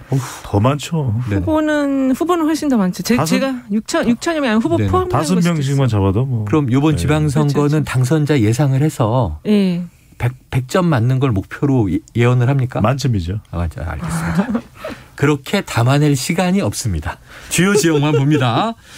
자, 솔직하게 두 분께 묻습니다. 이렇게 초박빙의 대선이 될 줄 배 소장님 아셨습니까? 그럼요. 저는 KBS 개표방송과 함께했죠. TV에 잡혀있느라고 우리 이 PD님이 그렇게 간곡하게 부탁하셨는데. KBS 개표방송과 함께했는데 TV. 박시영 대표가 나와 있던데? 저는 저기 빅데이터 분석. TV를 하느라고. 그래요. 에이, 라디오인데 KBS는. 라디오. 하여튼 KBS 그래서 라디오죠. 개표방송 때도 말씀드렸는데 빅데이터를 보더라도 깻잎 반의 반장 싸움이었어요. 깻잎 반의 반. 깻잎이라는 표현이 그날 확 와닿더라고요. 이 소장님은요? 저도 이제 KBS 그날 열린 토론 같이 했었는데요. 저도 일단은 뭐 1에서 1.5 정도 예상했는데 1%포인트 이내에서 결과가 나올지는 승패가 갈려질지는 몰랐어요. 정말 소수점 아래로 갈렸습니다. 네, 그렇습니다. 자, 이 소장님은 1에서 1.5% 예상하셨어요. 그래서 좀 더 좁혀졌지만 저희 제작진 검증이 바로 지난주에 배 소장님은 7%포인트 이상 차이가 난다고. 지금 상황을 보면은 이 소장님이 이제 예언한 게 우상호 본부장에 가깝고 배 소장님은 이준석 대표에 가까운 예상을 하셨는데. 해철이 좀 맞으세요. 막 깻잎 반장 얘기하고 하니까 그랬었나? 그러고 넘어가요. 자, 하지만 우리의 청취자분들은 다 기억하고 있습니다. 작가님이 이런 건 좀 빼셨으면 좋겠어요. 무서운 너무해. 너무해. 네. 자. 지상파 3사 출구조사 결과 보고 그럼 각 정당 관계자처럼 깜짝 놀라셨겠네요. 일단은 그 방향성이 이제 엇갈렸잖아요. 그래서 방향성이 엇갈려. 두 개 조사가. 네, 두 개 조사 방향성이 엇갈렸는데 사실 이제 맞았냐 틀렸냐는 좀 그 구분하기 어려운 오차범위 이내였기 때문에 누가 이겨도 전혀 이상하지 않을 네, 맞습니다. 상황이었죠. 그렇습니다. 근데 저는 이걸 좀 부차적으로 설명을 해주시면 제가 KBS와도 함께 뭐 MBC 또 SBS 방송사인데 2014년, 16년, 17년 출구 조사를 제가 담당을 했었거든요. 아, 맞아요. 네, 출구 조사 담당해 보면 대체로 여론 조사를 해서 결과를 볼 때랑 제가 담당하는 당일날 결과를 보면서 제가 하루 종일 놀래요. 출구 조사는 항상 좀 다르더라고요. 근데 흥미로운 건 뭐냐면 사전 투표하고 이제 출구 조사 결과 딱 발표되니까 0.6%포인트 차이였잖아요. 그랬죠. 그래서 다들 뒤집어질 수도 있는 거 아니냐 이런 또 맞아요. 예상과 기대를 하셨던 지지자들도 있을 거예요. 뒤집어져도 이상하지 않아요. 투표자들도. 왜냐하면 오차범위 내니까. 그렇습니다. 그런데 저는 왜 그랬냐면 저는 이제 경험이 있잖아요. 대체로 이 출구조사는 사전투표의 막대한 투표량의 보정도 있기 때문에 굉장히 보수적으로 잡습니다. 최대한 이 프로그래밍을 통해서 뽑아내는 수치보다도 격차보다도 더 좁게. 그러니까 크게 1위 후보와 2위 후보의 격차를 최대한 좁혀놓죠. 네네. 그래서 실제로는 조금 더 벌어지는 경우가 많죠. 오히려 벌어지는 경우가 많다. 이번 그 투표 출구조사 담당한 회사가 이제 한국리서치, 코리아리서치, 입소스인데 입소스가 주관사를 했더라고요. 그 주관사 담당 본부장이 이찬복 본부장인데 이찬복 본부장이 이제 제가 청와대에 있을 때 같이 파트너사의 직원으로서 활동을 했어요. 청와대에서 발주하는 제가 발주할 때 여론조사 기관에 자기 설명은 좀 줄이세요. 죄송합니다. 이 소장님도 오늘 한번 자랑하는 건데 그러세요? 나도 한때는 갑이었다 얘기하시는 거잖아요. 블루하우스였다. 지금은 을의 서름을 보고 계시지만. 근데 이찬복 본부장이 통계에 굉장히 밝았고 그때 제가 기억에 다중공정성이라는 개념을 이찬복 본부장이 설명을 해줬던 기억이 나는데 다중공정성이 어려운 개념입니다. 근데 이번에 그 출구조사한 거 이렇게 설명한 걸 보니까 굉장히 꼼꼼하거든요. 꼼꼼하게 했더라고요. 근데 많은 분들이 궁금해했던 건 출구조사는 맞겠지. 본투표 당일날 뭐 5명이 1명씩 불러다가 조사하는데 10만 명 한데 그러면은 이제 신뢰가 가는데 사전 투표율이 워낙 높다 보니까 지나간 이틀 동안 36.93%가 찍어버렸는데 그거 사후조사로 제대로 맞출 수 있겠어? 이거였거든요. 그렇죠. 그게 이제 지금 실제 투표율이 77.1인데 36.9였으니까 절반이 먼저 다 투표를 한 거의 절반이 상황이잖아요. 먼저 찍었죠. 그래서 이제 그 보정조사를 전화조사로 가상번호를 이용한 전화조사로 만샘플 별도로 해서 사전투표율하고 사전투표 그 결과와 보정조사 결과 가지고 이제 그 보정치를 만들어서 가중치 만들어서 이제 최종 결과가 나온 건데 사실 이 하나의 작업만 하는데도 많은 전문가, 뭐 자문 교수들 들어가지만 이미 이거를 산출해내기까지 그 앞단에서 우리가 이제 거의 저도 1년 가까이 데이터들을 지켜봤거든요. 대선이 경선이 작년 거의 후반부 10월부터 이제 시작이 됐으니까 그 많은 데이터들이 다 축적되고 응축된 결과물이다 이렇게 볼 수 있을 것 같아요. 현대과학의 결과. 현대과학의 결과인데 마지막 순간에는 한 예상치가 하나 또는 많게는 한 3개 정도 되거든요. 그걸 선택을 해요. 어느 0.6%포인트 차이 난다고 그럴까 0.7 난다 그럴까 0.8 난다 그럴까 그걸 선택을 할 때 조금 조심스럽게 하죠. 조심스럽게 보수적으로 한다 아까 얘기해 주셨습니다. 자, 그럼 이 출구조사의 정확성에 다 깜짝 놀라서 그동안 여론조사 불신론이 막 쏟아졌잖아요. 하루에 같은 날 나왔는데 왜 이렇게 다 달라? 어떤 건 이렇게 튀어? 이건 제가 설명을 반드시 드려야 돼요. 저는 뭐 여론조사 여기 이은영 선생님하고 저하고는 여론조사를 뭐 수도 없이 했으니까. 근데 여론조사는 그냥 일반적인 유권자 자격이 있는 응답자들이고 출구조사는 투표자죠. 완전히 성격이 달라요. 그래서 출구조사는 말 그대로 투표 결과를 예측하기 위해서 확인하기 위해서 하기 위한 조사인 것이고 여론조사는 투표율도 반영이 안 돼 있는 거예요. 그렇지. 그러니까 투표한 사람인지 안 한 사람인지. 그리고 지금 응답한 사람이 실제 투표할지 안 할지도 모르는 거죠. 그럼요. 이해됐습니다. 그래서 저는 그냥 그럼 보통 평소 여론조사도 출구조사처럼 해서 좀 잘 맞추지 그러려고 그랬더니 다르고 조사의 성격이 다르고 돈이 많이 들어가요. 10만 명씩 조사하려면 막대한 비용이 들어가겠죠. 뭐니 해도 머니야. 뭐니 해도 머니야. 자본주의에 살고 있습니다. 자본주의 사회라는 느낌이 확 오고요. 자, 본격적으로 내용 분석에 들어가 보죠. 윤석열 후보와 이재명 후보의 표 차이 0.73%포인트. 역대 최소 표 차인데 자, 이걸 두 분에게 해석을 좀 부탁드립니다. 0.73%포인트에 담긴 민심. 자, 배 소장님 뭘까요? 저는 0.73%포인트면 역대 최소 득표율 차이거든요. 네네. 최소 득표 차이는 아니에요. 네. 최소 득표는 이보다도 더 차이가 덜 났던 표 차이는 박정희와 윤보선 대결도 있었거든요. 그런데 최소 율 차이는 득표율 차이는 이게 맞아요. 그 옛날에 이제 인구가 적었으니까. 그렇죠. 그런데 이번에는 24만 7,077표. 7,077표거든요. 네. 그러니까 24만 7천여 표 차이로 25만 이건 국회의원 선거가 하나 차이예요. 그래서 저는 한마디로 정치적인 양극화. 정치적 양극화다. 정말 찢어질 대로 찢어졌구나. 마음이 찢어지네요. 그러니까 이게 뭐냐 이거죠. 너무 찢어졌어. 국론 분열. 너무 찢어졌어요. 한국 사회는 두 진영으로 쪼개졌다. 정의당 심상정 후보가 받았던 득표까지 찢어졌으면 대선 결과가 어땠을지 몰라요. 그렇잖아요. 네네네. 윤석열 당선인과 안철수 후보가 단일화하면서 여하튼 나온 결과이고 48.6이 그럼 47.8은 만약에 또 심상정 후보와 단일화가 됐다면 또 다른 이야기가 됐을 수 있거든요. 그렇죠. 이번 대선 결과가 정치적인 양극화. 찢어질 대로 찢어졌다. 그래서 정의당에서 조금 이제 화가 난 게 아니 지금 민주당이 졌는데 왜 우리 탓을 하는데 이런 또 커뮤니티들마다 있어요. 제가 그걸 묻는 건 아닙니다. 어디까지나 결과를 가지고 지금 모르신 거 아니에요? 왜 모르신 것 같은데? 저 정의당 사랑해요.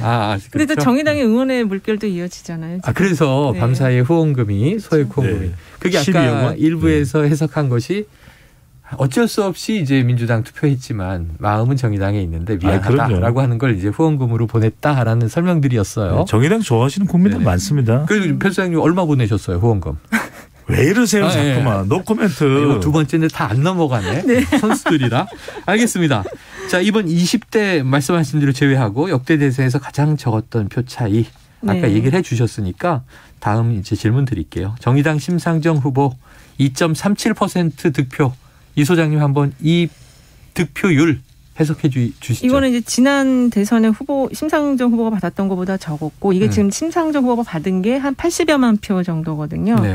그래서 심각하게 이제 정당의 확장성 이 부분을 고민하지 않을 수 없다. 그리고 사실 이번 대선 결과에서 두 후보 간 격차가 24만여 표지만 그 무효표가 30만 표 정도 나왔거든요. 그거 놀랐어요. 그렇습니다. 그래서 일단은 지금 아까 그 격차 부분의 의미를 말씀해 주셨는데 이 제3지대가 완전히 이제 거의 소멸 직전에 이르렀다. 심상정 후보의 그 표와 관련한 해석은 그렇게 해야 될 것 같고 그렇지만 이번 그 전체 결과를 보면은 소신 투표가 상당히 많았어요. 특히 젊은 층에서.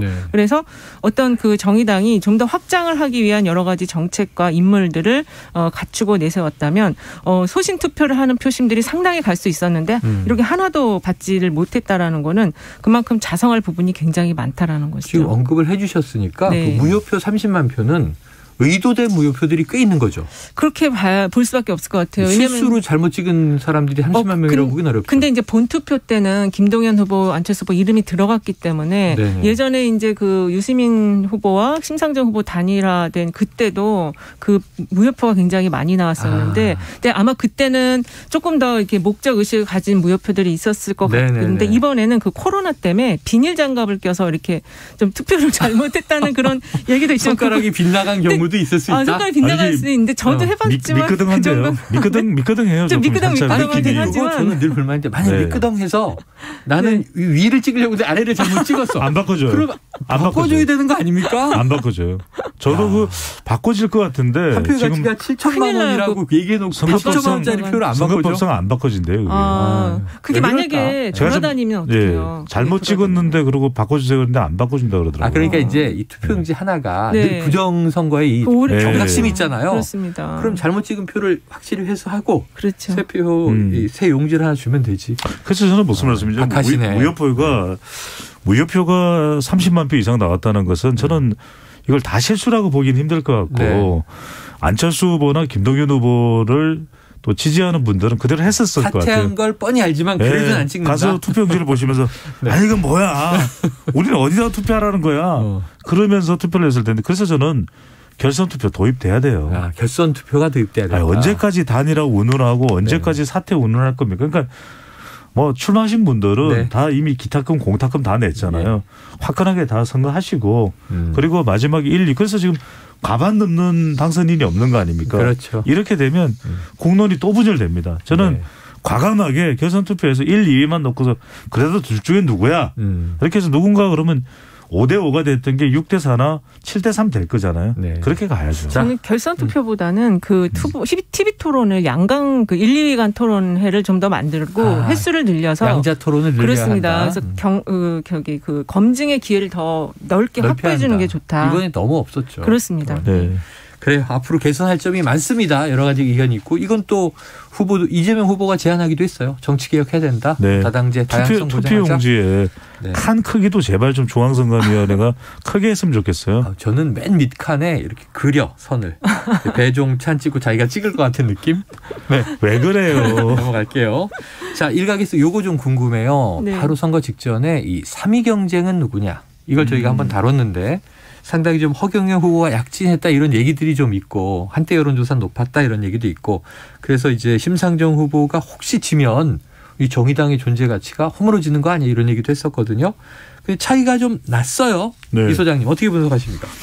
일단 0.83% 득표를 했는데 1%가 안 됐고. 네, 1%가 안 됐는데 그 허경영 후보가 그 공약으로 내세웠던 것들, 과거에 내세웠던 것들이 이번에 좀 많이 그 반복이 많은 후보들이 차용을 했거든요. 맞아요. 그런데 이 허경영 후보가 이번 그 대선에서 이제 뭐 1억 준다. 뭐 이런 공약들이 있었잖아요. 그래서 조금 더 득표를 가져가지 않을까 생각을 했는데 아무래도 이제 그 국가의 비전에 대한 건 좀 약했어요. 그래서 그냥 인기 정도? 그래도 허경영 후보가 자기 팬덤층은 있다 보니까 그 정도의 사이즈이지 않을까 생각합니다. 그런데 저는 0.83 이거 좀 말씀드리고 싶은 게 첫 번째로는 높지 않게 나온 이유 중에 하나가 이제 이현영 소장님 말씀하신 대로 다른 후보들도 다 허경영 스타일 공약을 들고 나온 거예요.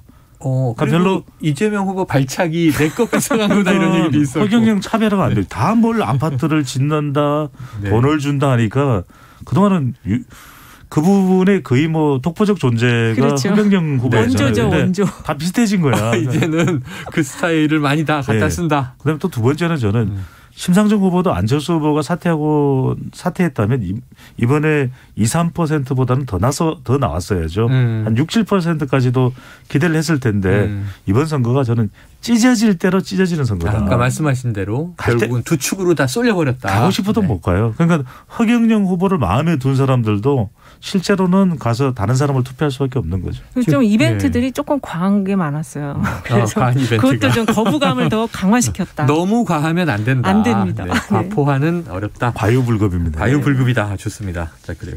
지금 배 소장님 얘기를 듣다가 좀 걱정되는 게 이 지금 이렇게 진영이 정말 찢어질 대로 찢어진 이 뭉칠 대로 뭉친 걸 보면 유권자가 어떻게 경각을 하게 되냐면 내 한 표가 진짜 중요하다. 그렇죠. 당락이 갈릴 수 있구나. 그렇죠. 깻잎 반장 차이로. 그럼 점점 더 뭉치는 거 아니에요? 그렇게 될 가능성이 높고 그거를 의식했기 때문에 이제 이 윤석열 당선인이 협치와 통합과 소통을 이야기한 것이고요. 이걸 풀어야 한다. 그렇습니다. 숫자를 보면 뭐 48대 48이거든요. 자, 이제 출구조사 결과 토대로 이번 대선에 담긴 민심을 좀 심층 분석을 해보겠습니다. 자, 후보 결정을 할 때 어떤 점을 고려했느냐 이런 질문이 있었고요. 여기 응답자는 외교 안보 상황 이걸 제일 많게 봤다 그래요. 그다음에 이제 현 문재인 정부에 대한 평가. 자, 외교 안보 상황을 고려했다. 이건 어떤 의미로 해석해 주시겠습니까?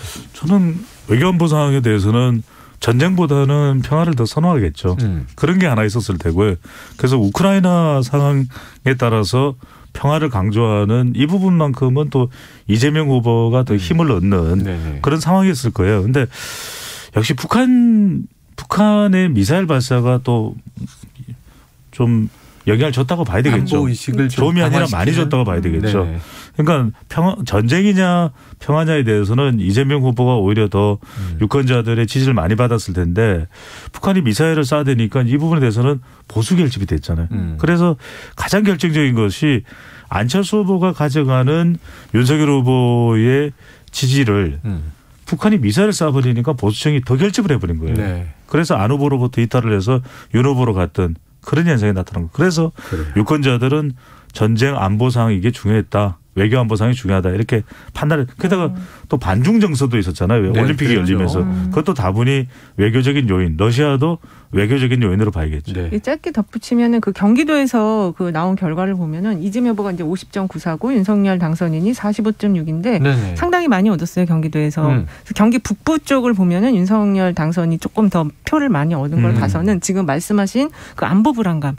요게 이제 우크라이나 그 전쟁과 관련해서는 이제 평화를 이야기하지만 내적으로는 그래도 국가가 힘을 자기를 방어할 수 있는 힘을 갖춰야 되겠다라는 생각이 안보 불안감과 연계가 되면서 경기도에서 조금 높은 득표가 영향을 좀 받지 않았나. 그렇습니다. 네. 네. 강원도도 그렇다고 봐야 되겠죠. 강원도도 그렇죠. 그렇다. 네. 야, 일리가 있습니다.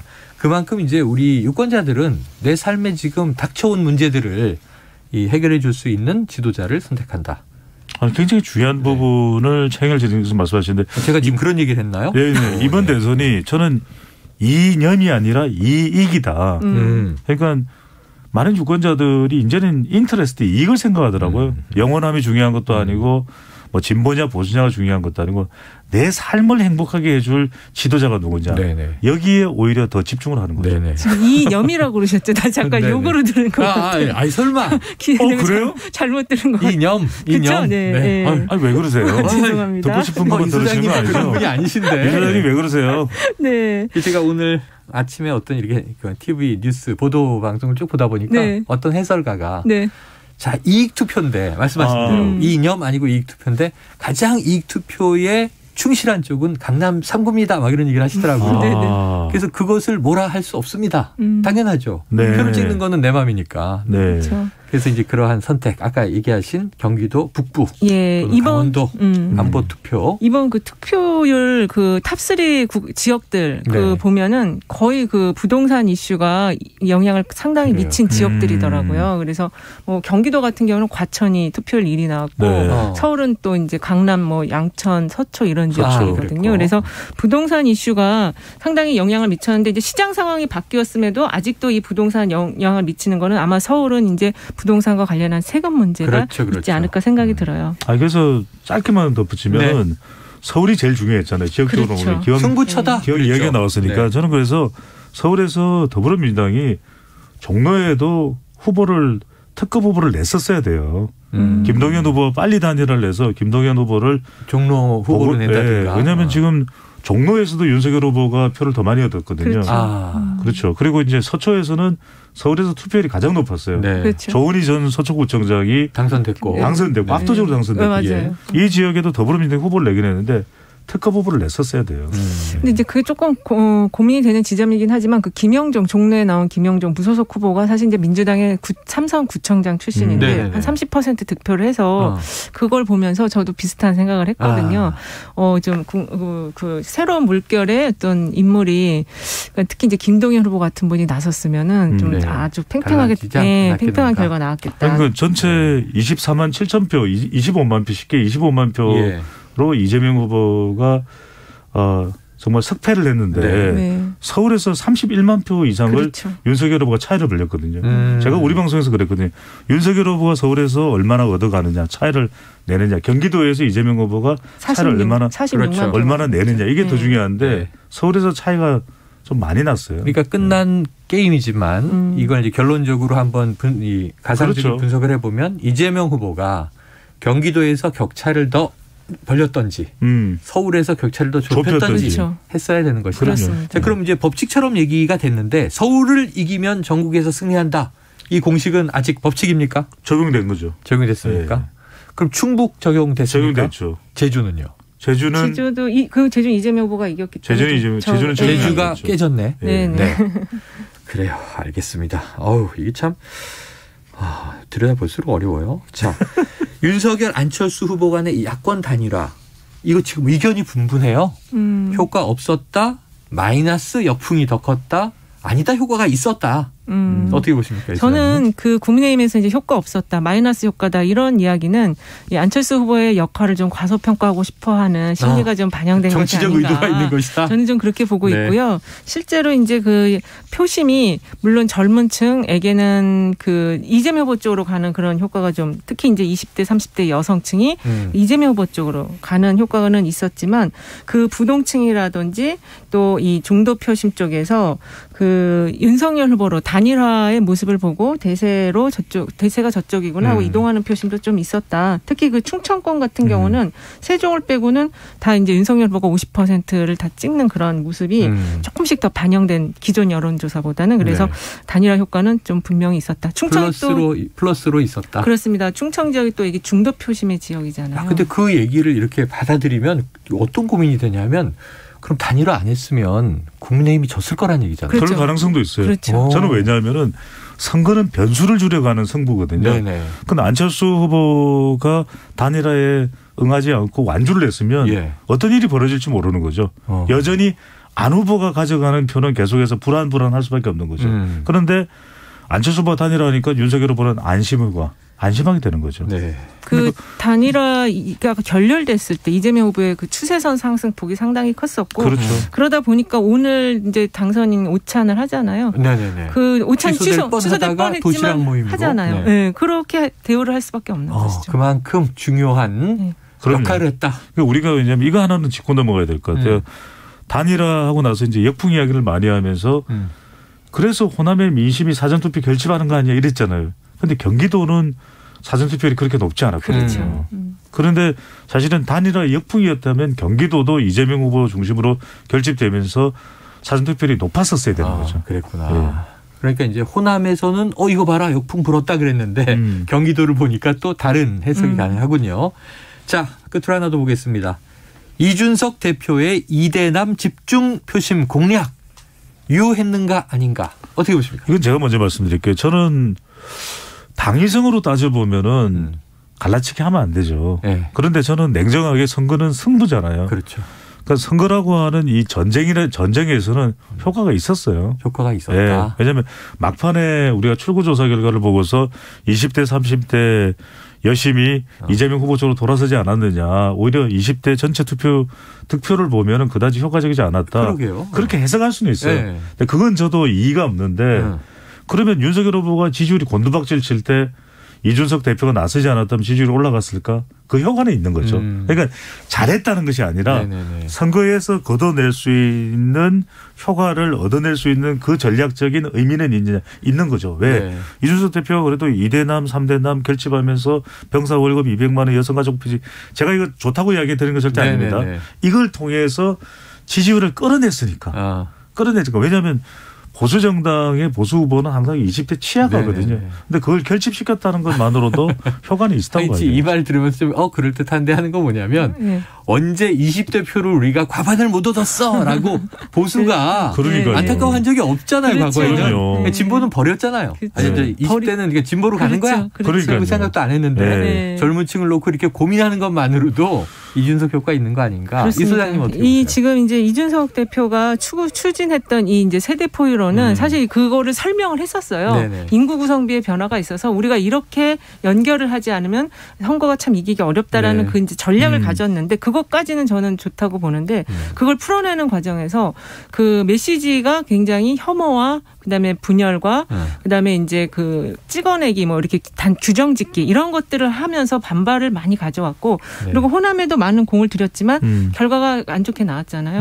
그러니까 이거는 결국 그 어떤 그 이익 투표로 가는 경향이 있지만 너무 그 작은 이익에 유권자의 표심을 집어넣어가지고 거기다 맞춰서 봤다. 너무 이 작게 봤다. 그런 오류가 있었다는 걸 얘기할 수 있을 것 같아요. 짧게만 두 가지 말씀드리면 호남의 효과가 없었다라는 건 좀 동의하기 힘들 것 같은 게 그래도 호남의 꿈틀그림이 있었죠. 그렇죠. 호남 전체적으로 보면은 역대 87년도 이후에 보수정당 후보가 가장 많은 득표를 했고요. 박근혜보다도 더 2012년에 박근혜 당선인보다도 더 많았고 그런 효과가 있는데 저는 호남을 호남으로 보면 안 돼요. 서울에서 그래도 윤석열 후보가 이길 수 있었던 데는 호남 공들이기죠. 왜? 그렇죠. 호남에서의 표만 보지 말라. 양천, 영등포, 동작 또 용산, 또 성동, 광진 이렇게 이른바 한강 주변까지 쭉 윤석열 후보가 더 많이 득표를 냈거든요. 네. 그건 호남에 공을 들였기 때문에 서울에 있는 호남 유권자들이 서울에서 우리가 아니 어디 출신이세요? 물어보기 힘들어요. 근데 호남을 딱 가면 서울에 있는 호남 출신들이 아는 거면 호남을 갔어? 내 고향이 신안을 가? 이게 이제 영향을 주는 거죠. 저는 호남 공들이기는 역시 서울 효과입니다. 그렇죠. 킹메이커의 세계는 표면만 보는 게 아니라 이면까지. 오류가 있었지만 예. 어쨌든 그 지역 내 젊은 표심을 공략했다라는 거는 알겠습니다. 민주당이 좀 아팠던 부분일 것 같아요. 오늘 제가 궁금한 거 다 두 분에게 여쭤보고 해결했네요. 네. 자, 이번 그 대선 결과에 대해서 이해가 아주 깊어졌습니다. 여론오락관 몇 대 몇, 지금까지 배종찬 인사이트 K연구소장, 이은영 휴먼앤데이터 소장과 함께했습니다. 고맙습니다. 네, 감사합니다. 감사합니다.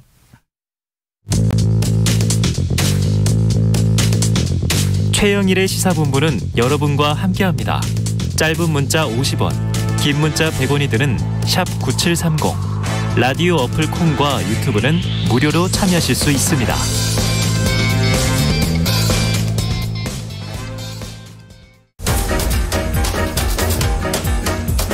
최영일의 시사본부 10분 인터뷰.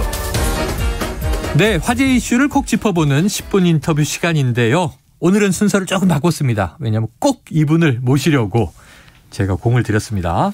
자, 윤석열 대통령 당선인과 안철수 국민의당 대표가 인수위를 논의하고 있죠. 도시락 모임이 진행되고 있습니다. 향후 정계 지형은 어떻게 변하게 될까요? 관련 이야기를 심층적으로 짚어보겠습니다. 의제와 전략그룹 더모아의 윤태곤 정치분석실장 직접 나와 계십니다. 어서 오세요. 안녕하세요. 젊은이 같아요. 네, 후드 입고 이렇게. 예. 봄 날씨 너무 좋아졌습니다. 예. 자, 양당에서는 윤석열 당선인이 이긴다면 큰 득표차로 승리할 것이다. 네. 이재명 후보가 이긴다면 아주 1, 2%포인트로 신승할 것이다. 이런 이제 얘기들을 미리 했는데, 자, 개표 결과 0.73%포인트로 윤석열 당선. 그럼 이 두 말 중에서는 민주당 말에 가까운 거죠. 그렇지 않습니까? 결과적으로 보면은. 그래도 민주당에서 이런 말도 해요. 하루 이틀 더 있었으면 우리가 이길 수도 있었다. 따라잡을 수 있었는데. 제가 볼 때도 선거가 일주일 뒤라면은 저는 그래도 국민의힘이 이겼을 것 같은데 네네. 하루 이틀 뒤였으면 모르겠다라는 게 있어요. 그러니까 이제 크게 봐가지고 이제 정권 교체냐 정권 재창출이냐 큰 구도가 있는 거지 않습니까? 그렇죠. 거기에서 이제 앞에도 이제 배종찬, 이은영 두 분이 말씀하신 거 들었지만은 마지막에 진짜 마지막에 등장한 이슈가 20대 여성의 결집이란 거예요. 맞아요. 엄청났죠. 그건 사전 투표도 끝나고 나서였어요. 근데 사전 투표 직전부터 그 흐름이 약간 있었지만은 그 흐름에서 제가 딴 데서 이런 이야기를 했습니다. 이재명 후보가 김남국 의원의 손을 놓고 박지현 씨의 손을 잡았다. 그 N번방 불꽃. 상징적인 표현인데 그렇죠. 이해가 딱 돼요. 그러면서 이제 특히 3월 8일이 세계 여성의 날이지 않습니까? 맞습니다. 그때 제가 이제 국민의힘을 보면서 약간 고개를 갸웃거린 게 워싱턴 포스트 서면 인터뷰에서 이런 나도 페미니스트라고 생각한다. 두면 돼요, 그걸. 놔두면 된다. 근데 그거를 그런 말 한 적이 없다라고 했다. 또 그 기자가 이제 또 서면 인터뷰 공개하고 막 이랬지 않습니까? 그리고 또 이제 문재인 대통령이 보통 때 같으면 선거 개입 시비가 있어 말하기가 어려웠을 건데 마침 3월 8일 세계 여성의 날이기 때문에 그 여가부 이야기도 하고 막 그랬잖아요. 대통령 입장이 나왔죠. 그래서 그게 딱 결집하는 게 실제로 보였어요. 그게 숫자로 얼마다는 말씀 못 드리겠는데 그렇다면 3월 10일, 11일 좀 어려웠을 거다. 근데 제가 일주일 뒤면 그래도 국민의힘 이겼을 거라고 보는 거는 일주일이면은 거기에 대해서 대응 전략을 세우고 또 다른 쪽에서 남성이 결집한다든지 또 여성에 대한 이제 메시지를 내면서 기존의 구도, 정권 재창출이냐 이걸로 극복할 수 있는 시간이 복원했을 것이다. 그렇죠. 있었을 거란 거죠. 그러니까 이제 구도 자체는 바꿀 수 없는 선거였다. 하지만 이제 여러 가지 출렁출렁이 또 있었습니다. 크고 작게. 그래서 이제 흥미진진한 거죠. 자, 윤석열 대통령 당선인이 윤핵관으로 지목됐던 장제원 국민의힘 의원을 비서실장으로 임명했습니다. 예상된 수순으로 보세요? 그렇죠. 그리고 이게 지금 이제 당선인 비서실장이라는 게 말 그대로 수족이고 업무의 효율성이 중요한 거기 때문에 크게 반발하거나 그런 것도 없죠. 문제 제기할 건 없다.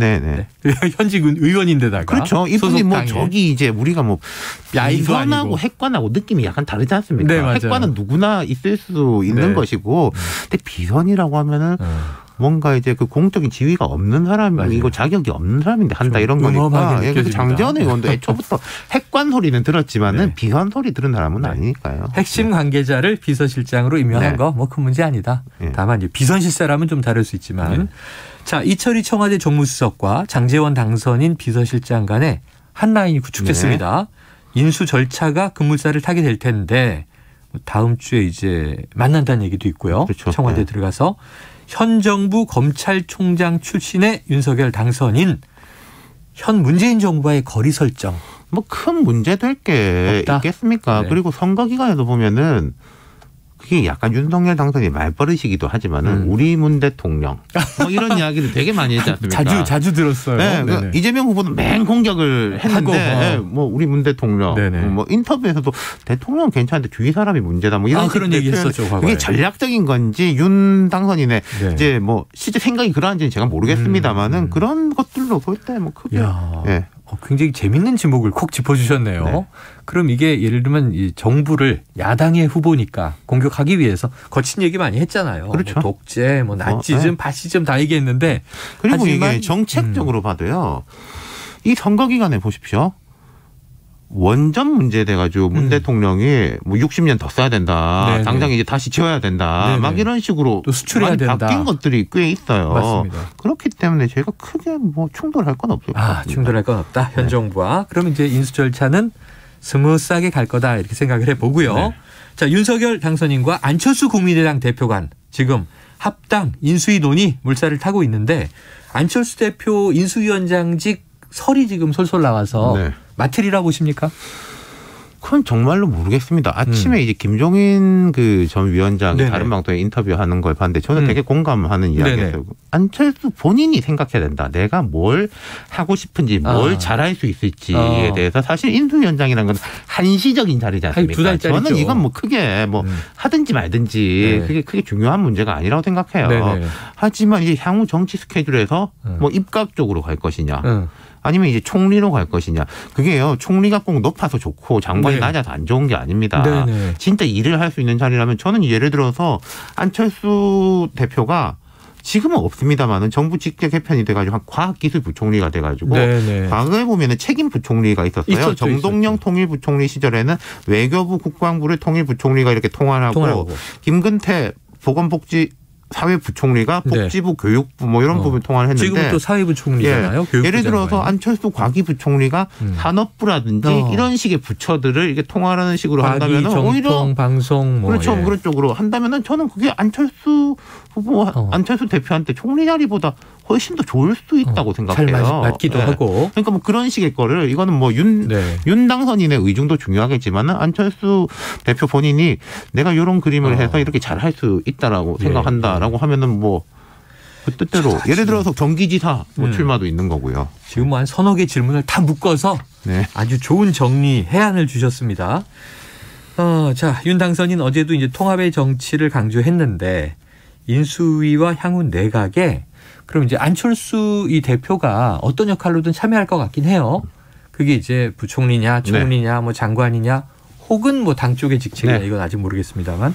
근데 국민의당 인사나 한 명이 딸랑 들어갔다고 통합이라고 우리가 국민의당 인사라고 했을 때 생각나는 분 누가 있으세요? 이태규 의원 한 명. 이태규 의원, 권은희 의원 그리고 최근에 이제 그 총괄 선대위원장이 됐던 이제 서강대 최진석 전 교수 뭐 철학자 그분 정도가 생각나는데 그러니까 국민의당이 풀이 넓지가 않기 때문에 인재 풀이 넓지 않다. 그러니까 뭐 안철수 대표가 추천하는 사람은 있을 수 있겠죠. 뭐 과학기술 쪽에서는 뭐 이런 사람이 좋다. 뭐 그런 거는 뭐 들어갈 수 있는 거 아니겠습니까? 그리고 안철수 대표의 의견이 들어가는 것이 굳이 국민의당 울타리 내에서만 하는 건 아닐 것이다. 아니다.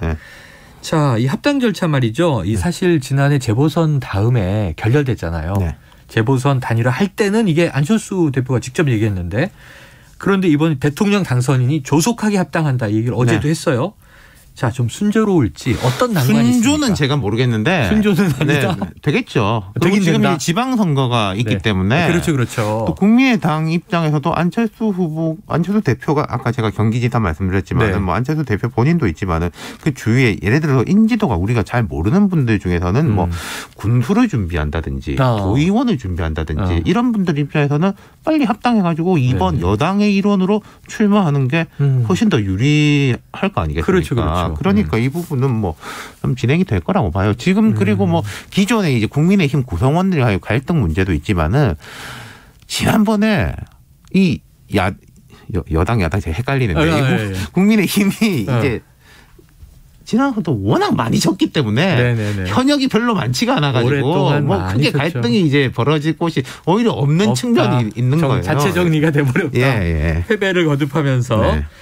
자, 이번 대선 결과에 따라서 뭐 세대포 이론, 젠더 갈라치기, 이대남을 결집시켰던 이준석 당대표 책임론도 불거졌더라고요.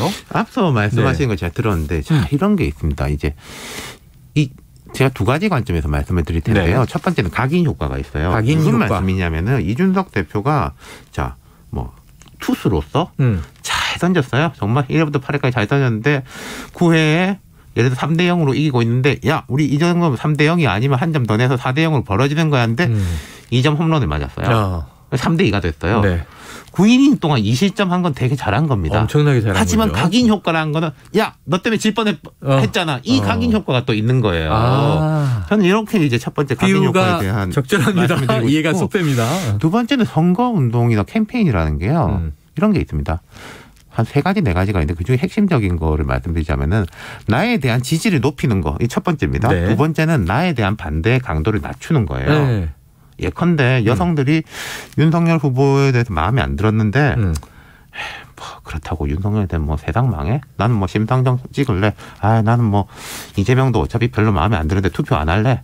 라는 식으로 흩어지게 만들어야 되는데 윤석열 마음에 안 들어 하는 사람들이 하나로 똘똘 뭉치게 이재명도 별로 마음에 안 들지만 윤석열이 너무 싫어로 뭉치게. 그러니까 이준석 대표가 내 지지층들을 높이는 데 탁월한 그게 있는데 이런 부분에 대해서는 약간 시야가 좁았던 거 아닌가. 반대층이 결동적으로 계속 약하게 만들어야 되는데 뭐 여성들은 뭐 투표의 강도가 뭐 남자보다 뭐 강하지 않다. 이런 발언들은 되게 안 좋았죠. 야, 그럼 이제 이준석 대표에 대해서 이 각인 효과, 책임론 이것은 좀 과도하지만 이준석 대표도 보완할 점이 있다. 그렇죠. 네. 그럼 앞으로 이준석 대표가 이제 아까 오늘 재밌는 보도가 나왔어요. 기자들하고 만났는데 이제 여당 대표다 하하하 하더라고요. 공식적으로는 이제 취임하면 5월 10일부터 여당이 됩니다만 여당 대표가 되는 거예요.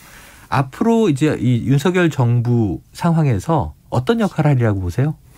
여당 대표로서의 역할을 하는 거고 그리고 이제 이준석 대표하고 윤석열 대통령 사이에 이 관계가 제가 볼 때는 보완적 관계잖아요. 보완적 관계. 연령대도 다르고 그렇죠. 뭐 컨셉도 다르고 뭐 약간 성격적인 것도 이제 달라 보이고 문과 이과고 그렇기 때문에 경쟁적 관계면 사실 좀 긴장감이 미묘할 수가 있는데 보완적 관계이기 때문에 큰 긴장감은 없을 것 같고 그리고 이준석 대표도 아까 제가 말씀드린 그런 측면만 보완하면요. 뭐 지금 한국 정치권에서 그 동년배 예를 들어 포스트 386으로 따졌을 때 70년대생 이후로 볼 때 이준석에 지금 필적할 만한 사람이 없잖아요. 특히 이제 보수 진영이 없다. 원탑이다. 뭐 진보 진영에도 뭐 아직은 안 보입니다만 나타나겠죠. 진보 진영 얘기하셨으니까 말이죠. 끝으로 하나 이거 물어봐야 됩니다. 지금 민주당 지도부 총사퇴하고 이재명 전 후보 지금 이제 상임 고문이 됐는데 이재명 전 후보가 좀 집거해야 된다. 아니다. 이번 지방선거에 뛰어야 된다. 의견이 분분해요. 조언을 좀 주세요. 지금은 쉬시는 게 맞죠. 지금은 이 지방선거가 바로 코앞이잖아요. 한 내년쯤이면 혹시 모르겠는데 1년 정도는 모르겠지만. 이건 보십시오. 5월 10일 날 대통령 취임식이에요. 6월 1일인가요? 지방선거. 맞아요. 3주 후에요. 딱 3주. 대통령 취임한 날부터 이재명 후보가 선거운동하고 다닌다? 그거는 역효과. 이재명 후보를 위해서도 좋지 않고. 이재명 후보에게도 안 좋다. 캠페인 전략에도 좋지 않습니다. 민주당에서 좀 무리한 요구를 내부해서 하는 것이다. 어떻게 조절될지는 좀 지켜봐야 될 것 같은데 그 다음은 2년 후에 총선이 옵니다. 그때 이재명 후보는 중앙정치 무대에 들어가야 한다. 아니다. 그게 이제 참 모르죠. 자, 이게 과거를 생각해 보십시오. 우리가 17년 그때 3월에 5월인가요? 5월에 선거를 했죠. 2017년 5월에 5월 9일 선거하고 10일에 바로 취임을 했어요. 2018년 6월에 지방선거가 있었습니다. 근데요, 2017년 5월에 떨어졌던 분들 홍준표, 유승민, 안철수 그대로 지방선거 때 후보기도 하고 뭐 당대표기도 하고 했어요. 맞아요. 연장전의 성격으로 나타나가지고 맞습니다. 야당이 이제 처절한 참패를 당했죠. 지금 민주당이 싹쓸이 했고. 예. 네. 근데 이 총선은 2년 뒤이기 때문에 제가 이재명 후보한테는 그때보다 시간이 조금 더 있다. 네네. 그리고 또 이재명 후보의 아주 앞으로의 정치적 행보는 결국은 윤석열 당선인에게 달렸다. 윤석열 대통령의 집권 이제 한 2, 3년 차로 가잖아요. 인기 좋으면은 윤석열 인기 좋으면 이재명 못 나오는 거고 윤석열 인기 안 좋으면은 그때 이재명 뽑을 걸 그랬어. 뭐 이러면서 나오는 거고. 어떻게 보시는지 다음에 우리 윤 실장님을 모시면 2년 후 이제 윤석열 대통령 시대를 한번 전망해 보겠습니다. 오늘 재밌었습니다. 네. 감사합니다. 감사합니다. 예, 지금까지 의제와 전략그룹 더모아 윤태곤 정치분석 실장이었습니다. Splish splash, I was taking a bath. Long about a Saturday night. 점심 먹고 유쾌한 시사 디저트 한 입. 최영일의 시사본부. Well, I stepped out the tub and put my feet on the floor. I wrapped the towel around me and I opened the door. And in a splish splash, I jumped back in the bed. 네, 시사본부 매일 이 시간 청취자분들께 드리는 깜짝 간식 선물이 있는데요. 오늘은 금요일 바로 스포츠 본부가 있는 날이에요. 요거 많이 드렸습니다. 홈런 맛 과자. 자, 야구 경기 볼 준비하시면서 드시라고. 자, 문자로 의견 많이 보내주시기 바랍니다. 짧은 문자 50원, 긴 문자 100원이 드는 샵 9730으로 보내주시면 됩니다. 자, 스포츠 본부는요. 스포츠 중계는 물론 개표 방송까지 하는 이런 제주꾼이 있어요. KBS 스포츠국의 멀티플레이어 정현호 PD와 함께하겠습니다. 어서 오세요. 네, 안녕하십니까. 개표 방송은 또 웬일로? 저희가 이제 스포츠 PD들이 아무래도 생방송을 많이 해봤잖아요. 저 말고도 이제 총 9명의 PD들이 이제 함께 가서 거의 새벽까지. 예. 저는 일찍 끝나서 새벽 3시에 끝났고요. 네. 늦게 하신 분들은 그 다음날 이제 현충원 참배까지 가셔가지고 24시간 방송을 하신 분도 있었습니다. 그래. 저도 한 42시간 연속 방송했어요. 그러니까 말이에요. 다들. 자, 다들 이 개표가 뭔지. 스포츠 PD들까지 동원이 돼서. 자, 베이징 동계 패럴림픽 개막한 지 이제 일주일이 벌써 지났습니다. 네네. 아무래도 이제 동계올림픽보다는 조금 관심들이 덜 하시더라고요. 네. 지난주 정 PD가 우리 대표단에 장윤정 고백 휠체어 컬링팀 주목해야 한다. 지금 어떻게 되고 있어요? 10차전까지 열렸던 예선이 모두 끝났는데 장윤정 고백팀은 이제 6위로 마감을 하면서 준결승 진출에는 실패를 했어요. 중국과 슬로바키아, 스웨덴, 캐나다가 준결승에 진출을 했는데 이 장윤정 고백 5명의 선수들이 모두 이번 패럴림픽이 올림픽 데뷔 무대였습니다. 국제무대 데뷔 무대였기 때문에 처음 출전이었군요. 그렇죠. 앞으로 좀 더 나은 호흡과 모습을 좀 기대해 볼 수 있지 않을까라는 또 바람은 있습니다. 그래. 안타깝게 준결승 진출에는 실패했지만 국제 무대에서의 경험을 듬뿍 했을 것이다. 이건 지난주에 못 들으신 분들은 무슨 얘기요? 그러실 것 같은데. 그러네요. 자, 우리 저 컬링 국가대표팀이 이제 팀 킴이라 맞습니다. 모두 성이 똑같은데 이 5분은 성이 다 다르대요. 그렇죠. 장씨, 윤씨, 정씨, 고씨, 백씨 이렇게 되는 거죠. 합치면 장윤정 고백. 이렇게 이제 돼서 그 별칭을 지난주에 소개해 주셨는데. 감사합니다. 자, 우리나라 이제 휠체어 컬링 팀입니다. 자, 정승환 선수가 뛰고 있는 아이스하키 팀은 잘했다면서요? 4강에 진출을 했습니다. 4강에? 평창 때도 이제 올랐고 이번에 2대회 연속 4강 진출에 성공해서 지금 이 시간이 지금 캐나다와 결승행 티켓을 놓고 준결승에서 격돌 중인데 지금? 네, 맞습니다. 현재 1피리어드가 끝났거든요.